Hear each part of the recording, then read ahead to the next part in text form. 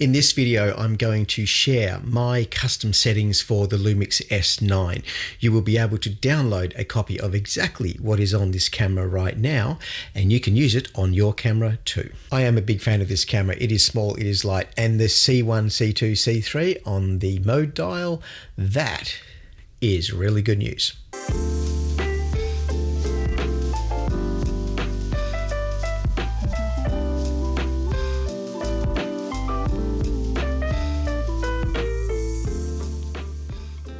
I've just been traveling for 3 weeks around Japan, and most of that time running a workshop aboard the expedition ship Heritage Adventurer.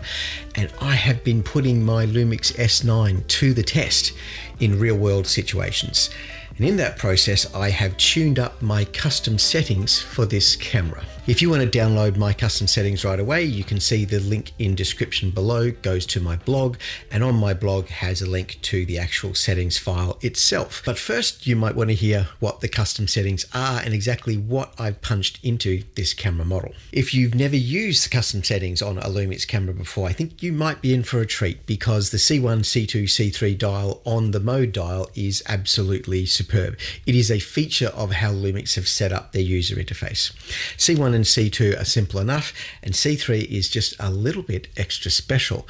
Hidden away behind C3, you have 10 more potential settings waiting to be copied in. You can literally have a library of all your favorite settings to use on the camera, and you can apply any of those to your C3 when you're ready to go. The fundamental way I have my Lumix S9 set up is my C1 is my everyday shooting, so that's for stills. My C2 is for everyday video, and that's usually 25p at 4K. And my C3 is something that's going to change a lot. That's my flexible zone depending on what I'm doing and where I am. In the past, I've used my C3 for things like auroras or for the Milky Way or just high resolution landscapes. Sometimes I'll use the C3 setting for one of the high speed videos instead. So the 60p at 4K is a very popular one. The key point is you can have up to 10 different settings ready to go in your C3 library. So let's walk through what settings I've got in this particular camera that you will be able to download.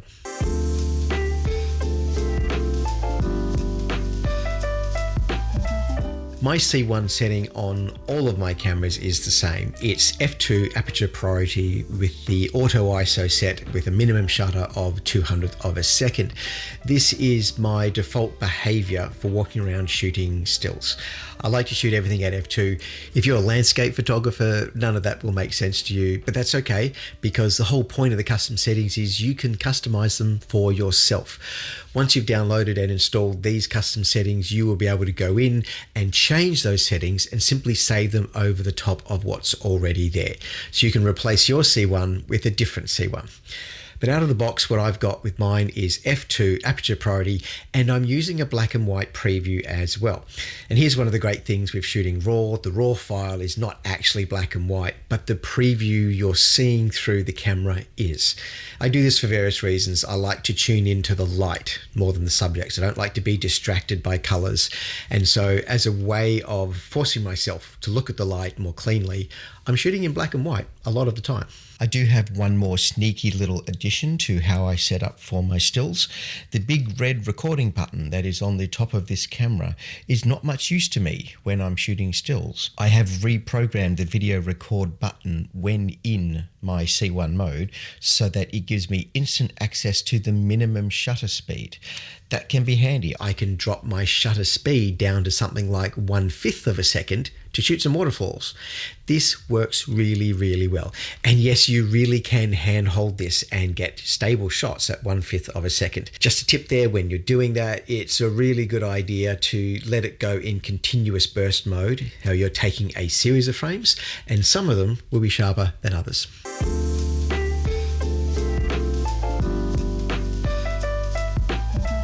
My C2 setting is fairly conventional. That's simply where I'm shooting 4K at 25p.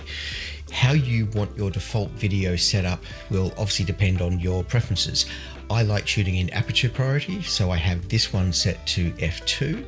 I have a different setting for shutter angle that's tucked away in C3. We'll get to that later. But I have my aperture set, I have it set nice and low. I'm using 25p because I'm on PAL. If you're using the NTSC regional setup, so the system frequency set to 60 instead of 50 kilohertz, then you will probably use something like 30p instead of 25p. The actual recording quality settings that I'm using are essentially 4K, not cinema 4K, and I'm using 10-bit 422 with the long GOP compression. So this is doing a data rate of around about 150 megabits per second. There are faster ones on here. You can do things like 200. And of course, that's also using the full frame sensor, and it's downsampling to get my 4K image. I also have turned on things like the recording frame indicator and a selection of tune-ups when it comes to autofocus.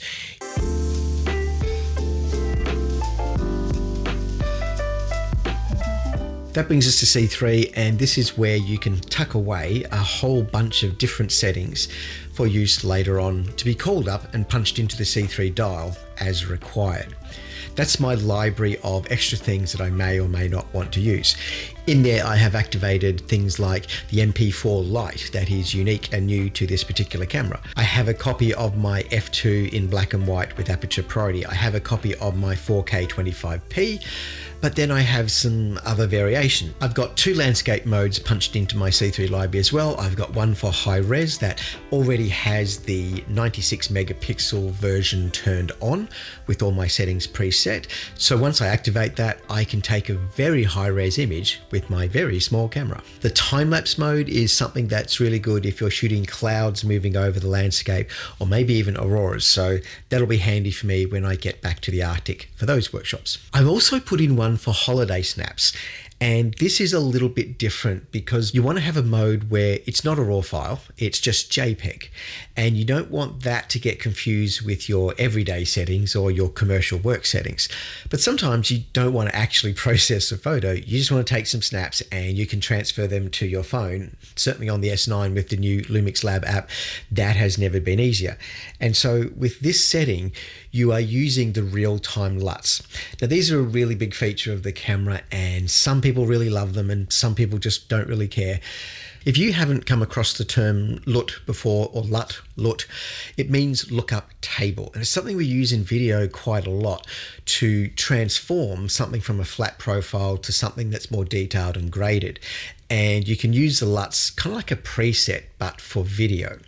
So that's where it really comes out of. And for some kinds of video work, it kind of makes sense. And what the Lumix guys have decided is that you should have the LUT on the camera by default so that you can essentially skip a bunch of processing later on. It's kind of like shooting JPEG instead of RAW. But sometimes we do want to shoot JPEG instead of RAW. And for my holiday snaps, that's exactly what I want. And I can do it for stills, not just for video. And that's what's really cool. The other thing about the LUTs on the Lumix S9 is that you can store a lot of them. I think you can store like 39 different LUTs on them. And you can use the Lumix Lab app to go online and find a bunch of different LUTs that are creative, and you can transfer those to your camera and try them out later. It's never been easier to use this kind of feature. If you want to know more about LUTs and how they work on the Lumix S9, I recommend you check out Cam Mackey's video where he goes hard on why he loves the LUTs so much and how it's been implemented in the new Lumix S9. It is powerful, and there really isn't another camera brand out there that has been able to keep up with Panasonic on this feature.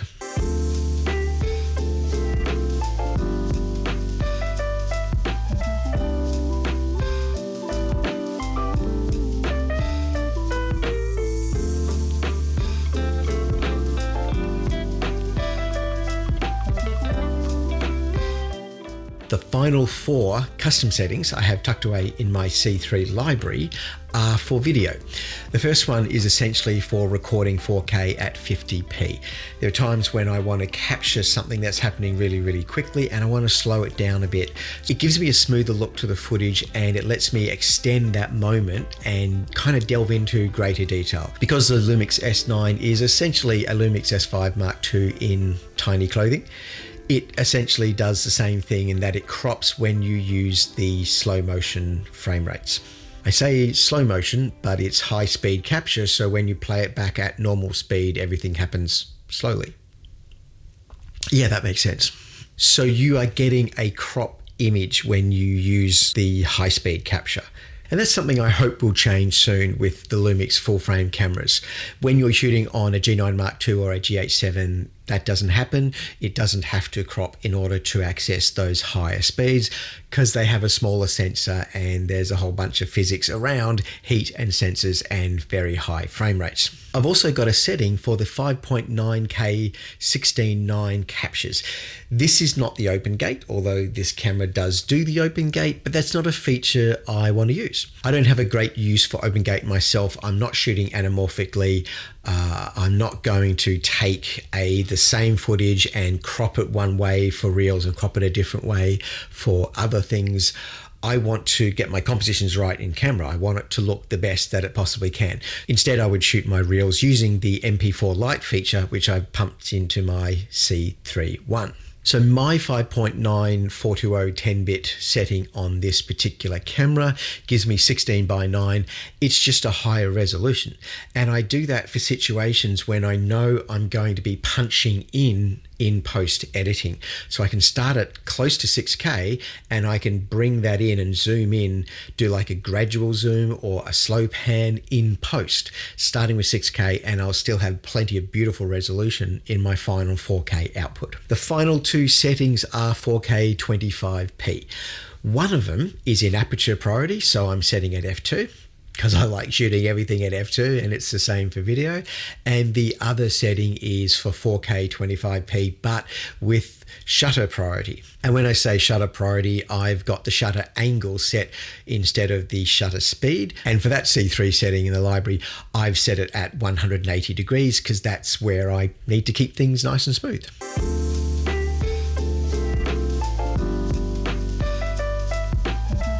So at the moment, that's what my settings are. And if you follow the link below in the description, you'll see a link to my website, to my blog.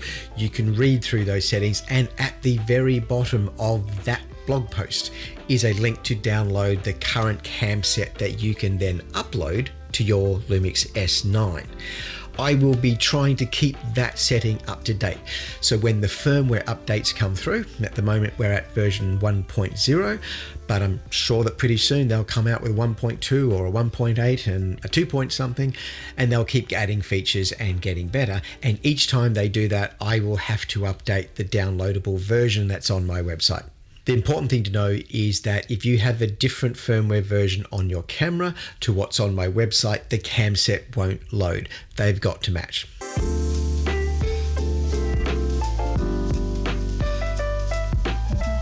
I am a big fan of this camera. It is small, it is powerful, and that C3 dial is what makes it work so well. I've had a good chance to get to know this camera during my travels in Japan these last 3 weeks. This camera in my hand right now has been worked hard every single day. It's been through some difficult conditions. I've been shooting in the rain. I've been shooting in 29-degree heat in 90% humidity in Osaka. My goodness, it is hot here in summer. And the thing is, this camera has not missed a beat. It has been fantastic. I know people have been really worried about some of the features that have been removed compared to the S5 Mark II. Things like the EVF. And I gotta say, that's not a problem. If you're not shooting with a telephoto lens, the EVF is absolutely not critical. And the way I tend to shoot, I don't merely fold the flippy screen round to the rear like that. I have it out and I have it ready to shoot. And I don't do this. I don't poke it up there like that and shoot. That's not how I use this camera. I tilt the screen upwards like that and I hold it in my hand. So now I can look down and see what's going on. It works really well. It's a great way to operate. One hand can hold the weight, the other can control the camera. This is a good way to work. The screen is super bright. I have not had trouble in searing bright sunlight doing my business with this camera.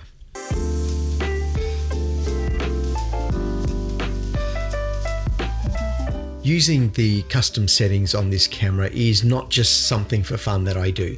It is a core part of how I get the best out of my photography and make the most of the opportunities when they happen. And there was just such a moment that happened during this expedition voyage. I'm on a ship, and every time we leave port, there's usually some kind of little celebration from the locals as the ship's about to depart. Sometimes it's a bunch of taiko drums hammering away, and that's really beautiful, and we love that sound. And sometimes it's a bunch of kindergarten kids with pom-poms trying to sing about crabs and prawns and sea creatures, and that is hilarious and it's beautiful. But one particular town, Kanazawa, they really put on a show. There were literally 100 people performing when our ship sailed from the port. And I've just gotten back from being out shooting for the whole day, and I'm literally about to walk onto the ship, and I get the radio call from the expedition leader saying, if I want to stay on the shore and get a couple more shots of the dancing troops, then I can do that. And I realize this is just a moment that I may not ever get to do again, because it is a very special moment. And usually that ship's got to leave on a certain time. But the expedition leader, he's on the bridge. He's told the captain, can we just have 10 minutes? And suddenly I have freedom to go out there, and everything is going off. There are 108 women and men doing this incredible performance. The scene is amazing, and I get to be right in the thick of it with my Lumix S9. So I'm switching between video and stills all the time. The custom settings are doing the work for me. I'm going from C1 to shoot stuff at F2 to grab those stills and to grab the moment. And then I switch across to C3 to shoot my video, but in slow motion. I'm using that 50p, being able to suddenly jump onto a particular mode that's already stored in my camera. That was sensational. And I got to say, this camera delivered. The autofocus delivered, the vlog delivered, the beautiful smooth stabilization delivered. This camera does everything you actually need. And I found it so frustrating when I put out my first look video about this camera, and I got people leaving some pretty negative kind of stuff. It's like, oh, but this camera doesn't do this and this camera doesn't do that. Because the thing is, this camera does so much. It absolutely does so much, and you got to focus on what the tools can do, and it does the job. It does a really great job. And I have spent 3 weeks hammering this camera, and it's been sensational. And I just think sometimes people get caught up in a spec sheet or a number they saw, or, you know, they're comparing things that actually don't matter. And that at the end of the day, whatever camera you have, you just want to get the best out of that camera. And that's really where you want to focus your efforts and focus your energies. And the custom dial is the way to do that. The custom dial is your key to getting the most out of whatever camera you're shooting with, and getting to know how that works is very powerful. And that's why I make these videos, so you can get the best out of the gear. If you want to know more about how custom modes on these cameras work in general, I have a blog post on that. If you want to know about how to download the one that I have on this particular Lumix S9, go to my blog post linked below, and you can download the actual Camset and put it on your Lumix S9. And if you've got a Lumix S5 or a Lumix G9 Mark II or a GH6 or an original G9, I have cam settings for those too. They're on my blog. Well, I hope that's been useful to you, and there's a lot of other stuff that's on my YouTube channel here that is about photography, and not everything is about camera gear. I do like cameras, but I prefer photography, and I like talking about photography and things like how to be creative, how to work in black and white, why you want to work in black and white. And that's kind of a big one because I punched it into my C1 and it's staying there. So have a look around my channel, and I hope you have a great day.